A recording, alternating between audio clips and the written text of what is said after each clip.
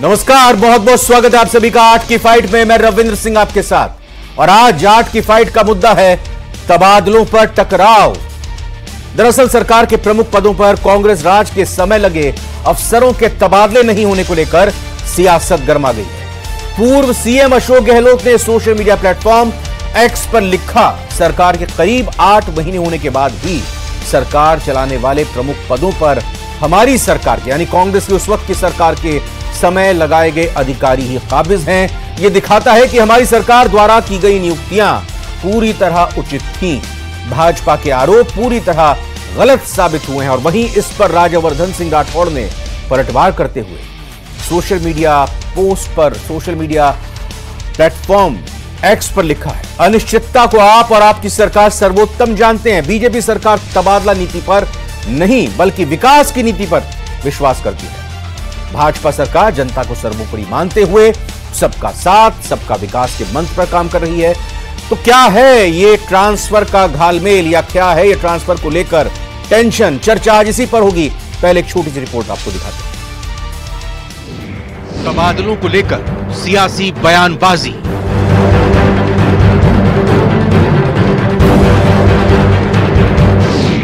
अशोक गहलोत ने कहा, कांग्रेस सरकार की नियुक्तियां थी उचित।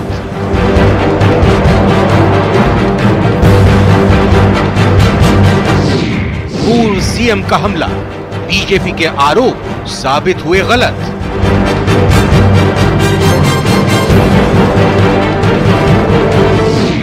मंत्री राज्यवर्धन सिंह का अशोक गहलोत को जवाब।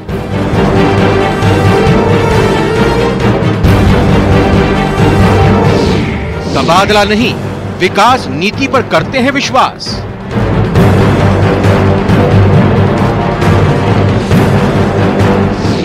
बीजेपी सरकार की 8 महीने की सत्ता के बाद भी नहीं हटे पुराने अफसर।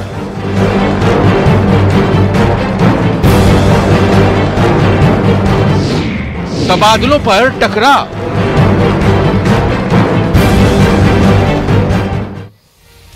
जो मेहमान जुड़े हैं आज की चर्चा में, आइए परिचय कराता है उनका। विकास बारहर जी बीजेपी से हैं। विकास जी आपका स्वागत है। यशवर्धन सिंह जी हमारे साथ कांग्रेस से जुड़े हैं। यशवर्धन जी आपका बहुत बहुत स्वागत है। डॉक्टर मिथिलेश जैमिनी वरिष्ठ पत्रकार, मिथिलेश जी बहुत बहुत स्वागत आपका। पहला सवाल विकास बारहर जी आपसे, दो बातें उठ रही हैं। एक तो ये कि जब आप विपक्ष में थे, कांग्रेस की सरकार थी, आप ही की तरफ से कहा जाता था कि भ्रष्टाचार चरम पर है और अफसर की मिलीभगत के साथ यह सरकार काम कर रही है। ये आरोप उस वक्त लगाए गए थे। 8 महीने बीत गए लेकिन वो तमाम अफसर लगातार काबिज हैं। क्या वो अफसर आपको अच्छे लगने लगे? दूसरा सवाल ये कि ये भी अब सवाल उठ रहे हैं कि इतने महीने बीतने के बाद जब एक ब्यूरोक्रेट को यह पता है कि उसका ट्रांसफर कभी भी हो सकता है, इस वजह से कामकाज अटक गए, वो संकोच कर रहे हैं कोई बड़ा फैसला लेने में, कोई बड़ा काम अपने हाथ में लेने में। मैं ये मानता हूं कि अधिकारी ब्यूरोक्रेसी जो है वो किसी भी पार्टी को लेकर या उसकी सरकार को लेकर नहीं, बल्कि सरकार जो कि जनता के द्वारा चुनी जाती है उसको लेकर उनकी जिम्मेदारी होती है। और मैं मानता हूं कि ब्यूरोक्रेसी वहीं के वहीं रहती है। लोग 60 साल की उम्र तक ब्यूरोक्रेट काम करते हैं, सरकारें हर 5 साल में बदलती है। तो हम ये मान के लोगों के ट्रांसफर नहीं कर सकते कि वो कांग्रेस राज में इस जगह पर थे तो उनको ट्रांसफर कर दिया जाए। हमारी सरकार के अंदर लोगों की जिम्मेदारी, जनता के प्रति जवाबदेही और नीतियों के सही क्रियान्वयन को लेकर अधिकारियों की जगह सुनिश्चित की जाती है कि वो वहां बैठने के लायक है कि नहीं है।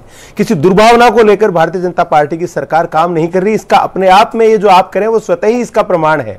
दूसरा, गहलोत सरकार के अंदर जिन कर्मचारियों के ऊपर आरोप लगाए गए, जिनकी नीतियों के ऊपर आरोप लगाए गए, उनके खिलाफ सक्षम स्तर पर जांचें चल रही हैं। अगर वो दोषी पाए जाएंगे तो उसकी सजा उनको मिलेगी। और मैं तो कहता हूं कि गहलोत साहब को तो एक तरीके से जो है वो हमारी सरकार का धन्यवाद देना चाहिए, क्योंकि उनके यहां तो कर्मचारियों और अधिकारियों की पोस्टिंग को लेकर बड़ी जद्दोजहद चलती थी। इनके मंत्री और विधायक रोज आपस में आप लोग ही कवर करते थे, रोज लड़ते रहते थे। इनफैक्ट मुख्यमंत्री से लड़ लेते थे कि हमारे यहाँ ये अधिकारी होना चाहिए, नहीं होना चाहिए। और आज देखिए कि हमारी सरकार में इस प्रकार का कहीं पर भी आपको नहीं देखने को मिल रहा कि लोग अधिकारियों की पोस्टिंग्स के लिए कहीं पर भी सरकार में कोई खींचता नजर आ रही हो। तो ये इसीलिए है क्योंकि ये सरकार जनता के प्रति जवाबदेह है। हमारा उद्देश्य है जनता को किस प्रकार उचित प्रशासन दिया जाए, ना कि अपनी जेबें भरने का काम किया जाए अपने मनपसंद के लोगों को उचित पोस्टिंग्स के ऊपर लाकर। तो यशवर्धन सिंह जी, मुझे यह बताइए कि आज जो पूरा मामला प्रकरण चल रहा है, राज्यवर्धन सिंह राठौड़ ने भी अपनी बातों को लिखा है, उसमें एक लाइन उन्होंने लिखी है अशोक गहलोत जी को संबोधित करते हुए कि घोटाले तभी होते हैं जब लीडरशिप की शरण होती है। सीधा वो आरोप लगाए, घोटाले तभी होते हैं जब लीडरशिप की शरण होती है, ये हमसे बेहतर आप जानते हैं। एक तो इसका जवाब दे दीजिए। और दूसरी बात, ये राजेंद्र राठौर जी ने अशोक गहलोत जी को लेकर ये कहा है कि भाई ऐसा लगता है गहलोत साहब आपके वक्त के लगाए गए अधिकारी अब आपकी नहीं सुन रहे, आपको कोई फीडबैक नहीं दे रहे, इसलिए आप उनका नाम लेकर बेचैन हो रहे हैं कि उनका ट्रांसफर हो जाए। देखिए, एक तो भजनलाल सरकार को, गहलोत साहब को धन्यवाद देना चाहिए कि वो एक ऐसी ब्यूरोक्रेसी छोड़कर गए जो पिछले 7-8 महीने से कम इस राजस्थान को कामकाज को चला तो रहे हैं। बाकी तो इनके जो पहली बार के विधायक हैं, यशवर्धन जी, ब्यूरोक्रेट AIS का इस दुनिया का एक मुश्किल इम्तिहान पास करके आते हैं, उनकी काबिलियत पर हम ऐसे कैसे कोई सवाल खड़े कर सकते हैं? वो तो विरासत में मिलते हैं, इससे पहले भी ये अधिकारी रहे होंगे अगर रिटायर नहीं हुए। गहलोत साहब से पहले गहलोत साहब का क्या योगदान या किसी काबिलियत पर नहीं, गहलोत साहब का लंबा जो प्रशासनिक अनुभव रहा है, वो जो छोड़कर गए हैं वो ही काम कर रहे हैं, तो कम से कम थोड़े बहुत काम हो रहे हैं। बाकी जो पहली बार के विधायक जो आदरणीय मुख्यमंत्री महोदय हैं, अरे तो गहलोत साहब को धन्यवाद करते हुए ट्वीट करना चाहिए ना कि धन्यवाद, आपने मेरे रखे हुए लगाए हुए अफसरों को आपके कर्मचारी करा रहे हैं। ये धन्यवाद तो राज्यवर्धन सिंह और मुख्यमंत्री जी को देना चाहिए कि कम से कम वो कुछ छोड़कर तो गए जो मशीनरी काम कर रही है। बाकी ये जो मुख्यमंत्री है, ये तो बिल्कुल पॉलिसी पैरालिसिस हो चुके, काम ही नहीं हो रहा है। उन्होंने एक फैसला किया था कि जो पिछले टेंडर है उनको हम अभी रोकेंगे, हम कोई काम नहीं होने देंगे। 8-9 महीने से पूरे राज्य की जनता परेशान है, सारे विकास के काम ठप हो चुके हैं। और ये तो थोड़ा बहुत ये सुधांशु पंत साहब है, चीफ सेक्रेटरी कह लीजिए चाहे डी फैक्टो मुख्यमंत्री कह लीजिए, जो कि दिल्ली के निर्देशों पे काम करते हैं थोड़ा बहुत, तो थोड़ा बहुत काम हो रहा है। बाकी राज्य की मंत्रिमंडल या मुख्यमंत्री जी के भरोसे तो कुछ होना ही नहीं है। इनको तो पता ही नहीं है काम कैसे होना है, काम क्या होगा। आपने देखा होगा बजट जब आया तो वही जो अधिकारी थे जो गहलोत साहब के साथ थे, वही के वही अधिकारियों ने नया बजट बनाकर दिया इनको। तो अगर वो तो इसमें क्या दिक्कत है? 2003 में वसुंधरा जी मुख्यमंत्री थी, 13 में भी वही मुख्यमंत्री बनी, 8 में गहलोत साहब मुख्यमंत्री थे, फिर उसके बाद आगे भी वो मुख्यमंत्री। तो इसमें दिक्कत क्या है फिर? अगर कोई अधिकारी भी वही है, बजट वही बना रहा है, तो इसमें समस्या क्या है? समस्या ये है क्या कि गहलोत साहब की अब सुननी नहीं अधिकारी कि भाई मैंने तुमको लगाया है और अब मेरी बात नहीं सुन रहे, मुझे इंफॉर्मेशन नहीं दे रहे तुम अंदर क्या चल रहा है? वसुंधरा जी और भजनलाल जी का कंपैरिजन नहीं हो सकता। वसुंधरा जी का बहुत लंबा राजनीतिक अनुभव रहा है और भजनलाल जी का मुख्यमंत्री रिपीट होने की बात कर रहा हूं, 5-5 साल के बाद जो हुए हैं एक ही मुख्यमंत्री, मैं उसकी बात कर रहा हूं। आप कह रहे हैं ना कि राजस्थान में भैरव सिंह जी के टाइम से 5-5 साल में सरकारें बदलती रही हैं और गहलोत साहब तो केवल ये कह रहे हैं कि आप हम पे जो आरोप लगाते थे, तो आप अपने अधिकारियों को इनको हिलाकर तो देखो, आप हिलाकर दूसरे नए अधिकारियों को लगाओ। आप में कॉम्पिटेंस। यशवर्धन जी, एक चीज बताइए, ट्रांसफर होने चाहिए या नहीं होने चाहिए? आप इसके पक्ष में है या नहीं है? हर सरकार अपने तरीके से अपने, मैं कांग्रेस की बात कर रहा हूं, आप बताइए कि सरकार को ट्रांसफर करना चाहिए नहीं करना चाहिए? बिल्कुल, वो सरकार का अधिकार है। हाँ, तो फिर करने दीजिए, वो करा रहे हैं उनसे काम, फिर क्या दिक्कत है? देखिए, अगर अनुभवी होते तो 1 या 2 महीने में पूरी की पूरी रीशफलिंग हो जाती। अभी तक तो इनको यही नहीं मालूम असल में हो क्या रहा है। नहीं, तो वो यही तो कह रहे हैं, जो परंपरा रही है उसके मुताबिक हम काम नहीं कर रहे हैं। जो परंपरा रही है हम अपने तरीके से काम कर रहे हैं। अगर काम तो कर ही नहीं रहे, परंपरा छोड़िए, काम तो हो ही नहीं रहा है। काम तो दिल्ली से जब आदेश मिलेंगे तभी काम होगा, वो सुधांशु पंत जी करेंगे। मुख्यमंत्री जी को तो मालूम ही नहीं है हो क्या रहा है। जब IAS की लिस्ट आ जाती तब वो पता लगता है उनको कि यहाँ का कोई तबादलों की लिस्ट भी आई है क्या। तो वो तो दिल्ली से जब निर्देश मिलेगा, दिल्ली में राजस्थान डेस्क बनाई हुई है और वो सुधांशु पंत जी से सीधा संवाद करते हैं। मुख्यमंत्री जी लूप में ही नहीं होंगे, ये बिल्कुल सारी जनता को मालूम है।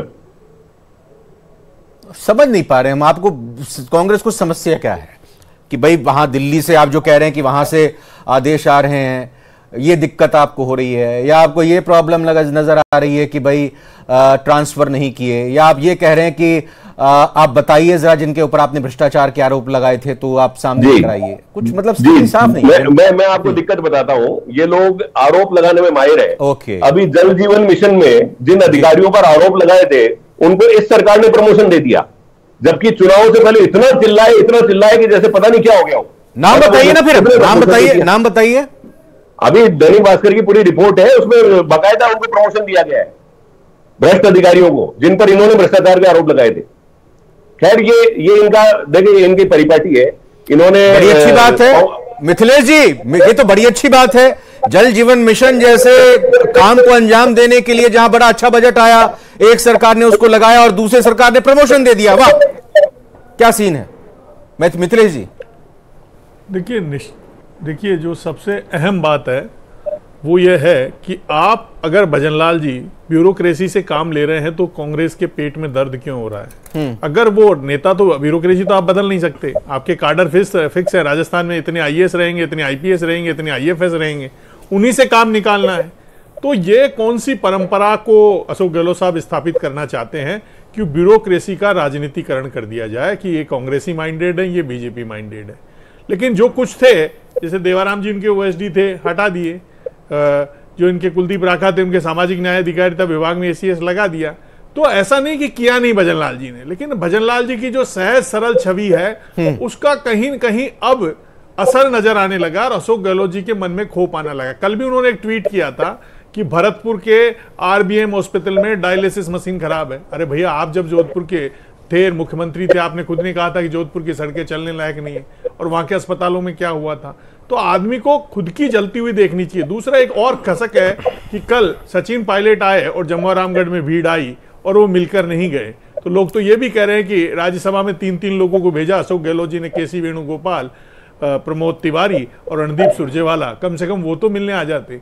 तो कहीं न कहीं सियासी भड़ास है। और राजेंद्र राठौड़ और अशोक गहलोत जी में तो ट्यूनिंग थी। विधानसभा में अशोक गहलोत जी कहा करते थे कि आपको तो पता ही है मैडम का अवैध खनन का रोज का पैसा कितना आता था बजरी का। आज भजनलाल सरकार ने अवैध खनन पे भी कार्रवाई की है, बड़ी कार्रवाई की है, 100 से ज्यादा कार्रवाई की है, 5 एफआईआर दर्ज की है, 29 लाख रुपए का जुर्माना लगाया है। तो कोई काम कर रहा है तो उसको करने दो ना, ब्यूरोक्रेट तो वही रहने हैं। अब एक खबर छपी, उस खबर में यह छपा कि 40 के लगभग आईएएस, 55 के लगभग आईपीएस, 100 के आसपास ये तबादले के इंतजार में है।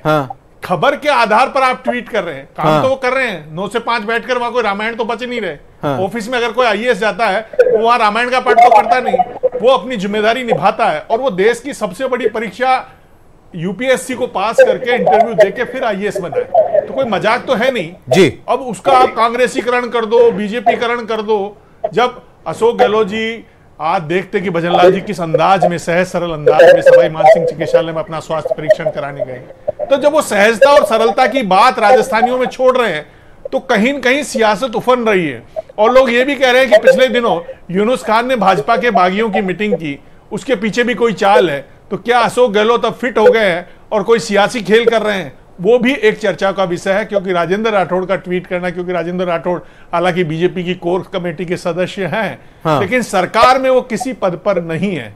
तो उनके ट्वीट के बजाय जो राज्यवर्धन सिंह राठौड़ ने जो ट्वीट किया है वो बहुत अहमियत रखता है कि हम विकास की नीति में बिलीव करते हैं। आप देखिए कि 8 मंजिल का फ्लैट मानसरोवर में बन रहा था एसएफएस पे, कल सीज करा दिया सीएमओ ने शिकायत सुनते।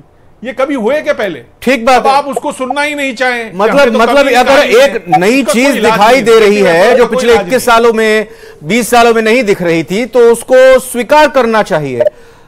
मैं दीप प्रकाश माथुर साहब का रुख करता हूं, हमारे साथ जुड़ चुके हैं। सर, स्वागत है आपका, पूर्व प्रशासनिक अधिकारी हैं आप।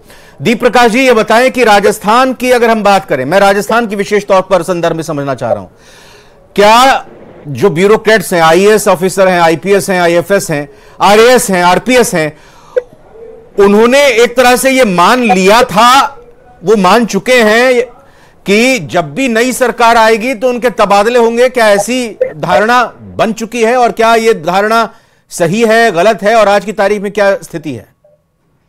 इस तरह की कोई धारणा अधिकारियों में नहीं होती, क्योंकि अधिकारी ये जानता है कि उसको कंटिन्यू कहीं ना कहीं ट्रांसफर होता रहेगा। जब तक जॉब में है ट्रांसफर हमेशा चांसेस रहते हैं। और एक दिन किसी का ट्रांसफर हो गया, अगले दिन उसका कहीं और भी हो सकता है। ट्रांसफर कोई परमानेंट चीज तो है नहीं कि वन टाइम कंसेप्ट हो। इसलिए ट्रांसफर होना या नहीं होना, इसमें राजनीति नहीं होनी चाहिए, राजनीति का विषय भी नहीं है। अधिकारियों को काम करना है और उनको जो सरकार की नीतियां हैं, योजनाएं हैं और उनकी जो प्राथमिकता है उनको पूरा करना है।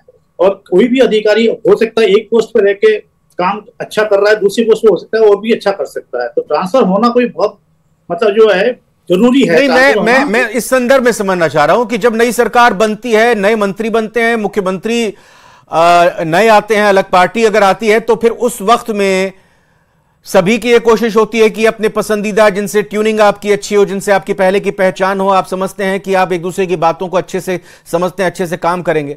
तो अब जब ये सरकार आई बीजेपी की, ये कांग्रेस की पूर्व मुख्यमंत्री का कहना कि प्रदेश के पूर्व मुख्यमंत्री का कहना कि आप उससे पहले तो खूब भ्रष्टाचार के आरोप इन अधिकारियों पर लगाते थे, जिनको हमने लगाया था 2020 से जो अधिकारी लगे हैं, अब आप उनको हटा नहीं रहे हो, तो ये आप कैसे देखते हैं?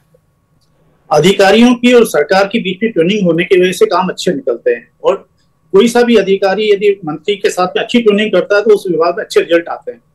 और हर मंत्री ये चाहता है कि उसके विभाग में मेरी मनपसंद अधिकारी लगे, और ट्यूनिंग होना बहुत जरूरी है, इसमें कोई दो राय नहीं है।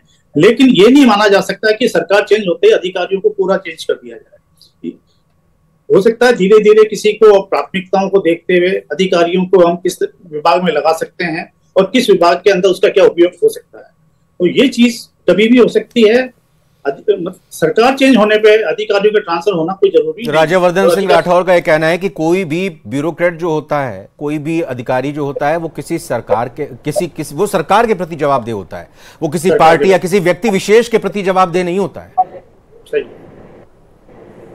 उसको क्या है कि विद इन रूल्स फ्रेमवर्क में रहते हुए सरकार की योजनाएं, प्राथमिकताएं और जो नीतियां हैं उनकी पालना करानी होती है, वो एग्जीक्यूट करता है। हाँ। वो किसी पार्टी का नहीं होती, सरकार का होता है।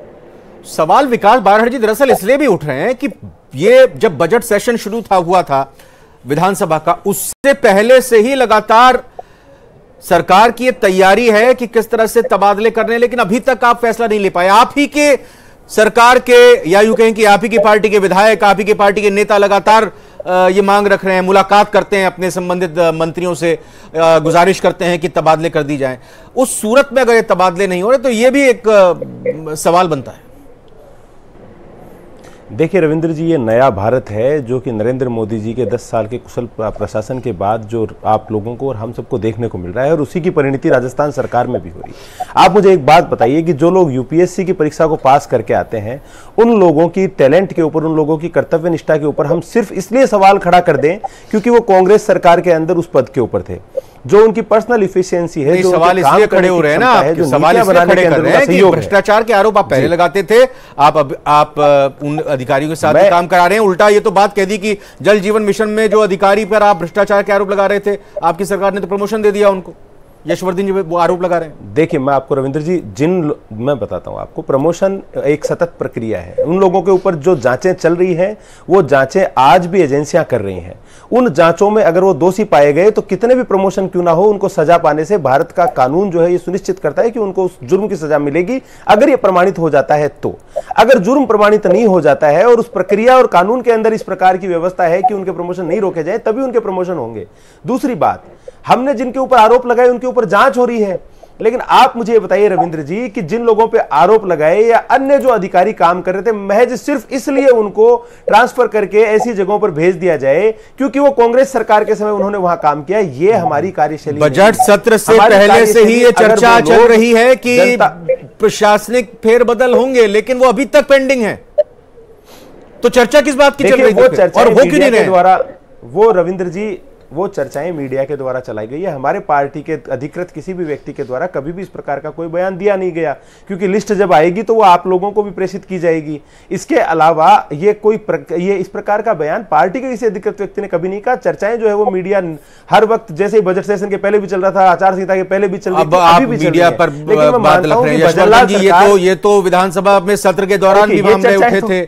आप यशवर्धन जी, ये मीडिया ने उठाया था, ये तो कांग्रेस लगातार कहती रही है कि भाई तबादले कब होंगे, और तबादलों को लेकर सरकार में चर्चा हो रही है, लेकिन असमंजस की स्थिति है, तबादले नहीं कर पा रही। रविंद्र जी, मैं एक चीज जानना चाहता हूं, विकास को बोल लेने। बोलिए विकास जी, बोलिए। भाई कांग्रेस, एक बात बताइए, मैं तो एक बात कहना चाहता हूं कि चलिए भजनलाल जी की सरकार ने अधिकारियों को ट्रांसफर नहीं करे, तो मैं मानता हूं कांग्रेस के नेताओं की किस प्रकार की कुंठा है। भाई उनको तो धन्यवाद देना चाहिए कि जिन लोगों को उन्होंने पोस्टिंग करवाई, जिन लोगों पे उन्होंने यशवर्धन जी, तो ये कुंठा कहीं ना कहीं यही है कि उनका जो सूचना तंत्र था वो बदल चुका है। अशोक गहलोत जो कुंठा है। रविंद्र जी, ये चर्चा मुख्य रूप से इसलिए हो रही है कि जब ये विपक्ष में होते हैं तो ये बहुत बड़े बड़े आरोप लगाते हैं। जैसे आसाम के वर्तमान जो मुख्यमंत्री हैं हेमंत बिस्वा शर्मा, उन पर बहुत बड़े आरोप लगाए कि साहब इसको तो जेल भेज देंगे, उसको जेल की जगह सीधा मुख्यमंत्री बना दिया। अजीत पवार पर 70,000 करोड़ के घोटाले के आरोप लगाए, उनको उप मुख्यमंत्री बना दिया। बंगाल में ऐसा ही किया, हर जगह ऐसा ही करते हैं। जितने भी कोई भ्रष्टाचारी होता है उस पर आरोप लगाते हैं, और जब वो इनकी तरफ आ जाता है तो वॉशिंग मशीन में धुल जाता है। आपको याद होगा वसुंधरा जी के टाइम में माइनिंग घोटाला हुआ था, उसमें सिंघवी साहब आईएएस थे, उनको बाद में प्रमोशन दे दिया। पहले खूब घोटाले आरोप लगे उनके ऊपर, बाद में प्रमोशन दे दिया। और जहां राजस्थान के संदर्भ में क्या कहना चाह रहे हैं? मैं राजस्थान के संदर्भ में बता रहा हूँ, ये आरोप भी लगाते हैं, जांच का नाटक भी करते हैं, फिर उन्हीं को प्रमोशन भी दे देते हैं।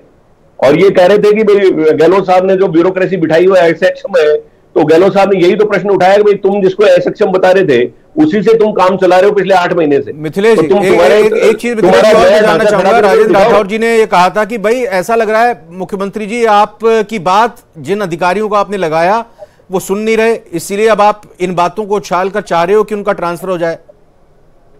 रविंद्र जी, मिथिलेश जी देखिए, सबसे जो अहम बात है कि कांग्रेस हो या बीजेपी हो, सबसे पहले तो ब्यूरोक्रेसी को डिवीजन नहीं करें। जो सबसे अहम बात है कि सुधांश पंथ के लिए किरोड़ीलाल मीणा जी और देवी सिंह भाटी, इन्होंने भी विवाद उठाया, लेकिन ये कौन सा लॉजिक हो गया कि हमारे लोग थे, आपके तो लोग नहीं थे, उन्होंने तो अपनी रातें काली करी थी, और जब जाके आईएएस का एग्जाम पास किया, जब जाके आरएएस का एग्जाम पास किया, तो आपको क्या दर्द है? मेरे समझ में तो ये नहीं आता। एक बेसिक सवाल है, आम आदमी ये पूछना चाहता है कि गहलोत साहब को क्या पीड़ा है अगर ये अधिकारी ढंग से काम कर रहे हैं। अब आपके तो क्या कि अशोक गहलोत और सचिन पायलट की लड़ाई थी, पता लग जाता था कि ये सर सवाल ये उठ रहा है ना कि भाई आप पहले आरोप लगाते थे, आप कहते थे कि भ्रष्टाचारी आपने अधिकारियों को लगा रखा है और उनकी मदद से आप भ्रष्टाचार कर रहे हैं। देखिए, राजस्थान में 25 साल से यही खेल चलता था। जब सरकार आती थी तो ब्यूरोक्रेसी चेंज हो जाती थी। भजनलाल जी ने एक नया प्रयोग किया है जी। अब वो नया प्रयोग पच नहीं रहा, क्योंकि दोनों को ही नहीं पच रहा, चाहे वो बीजेपी खेमे से हो चाहे कांग्रेस खेमे से। बिल्कुल। दीप प्रकाश जी, मैं एक लास्ट आपसे कमेंट चाहूंगा सर। भ्रष्टाचार की जो बात है, अगर अधिकारी को पता होता है कि उसको कोई भी सरकार आए या जाए एक काम करने की फ्रीडम मिल रही है, उसके ऊपर ये इस तरह से तलवार नहीं लटकी हुई है कि कभी भी अचानक उनका तबादला हो जाएगा, जिस काम में जिस विभाग में वो लगे हुए हैं कम से कम एक पूरा मौका उनको दिया जाएगा, ये स्थिति बेहतर है, ये बरकरार रहनी चाहिए। स्थिति बहुत अच्छी है। अधिकारी को काम तो करना ही है, जिस भी पोस्ट पे वो काम कर रहा है उसको ये उम्मीद की जा सकती है कि उसको काम करना है। राजनीतिक की अपनी जगह काम करते रहे हैं, लेकिन अधिकारी को काम करना पड़ेगा, और वो ट्रांसफर के लिए हमेशा बिल्कुल साफ तौर पर सरकार अगर योजनाएं बनाती हैं तो क्रियान्वयन करने का काम प्रशासनिक अधिकारियों का ही होता है, और ये दोनों ही एक तरह से कहें कि सिक्के के दो पहलू हैं, और ये दोनों ही सिक्के अगर समान रूप से काम करेंगे तभी प्रदेश में किसी भी राज्य की सरकार के द्वारा कामकाज लोगों के लिए हो सकता है। और विपक्ष की अगर जहां तक बात है तो विपक्ष तो अपने तरीके से सरकार के किए गए कामों पर हमला करती है और करना भी चाहिए, लेकिन उम्मीद ये हो कि आम लोगों के लिए, उनके हितों के लिए काम लगातार चलता रहे। फिलहाल बहुत बहुत धन्यवाद आप चारों ही मेहमानों का हमारे साथ चर्चा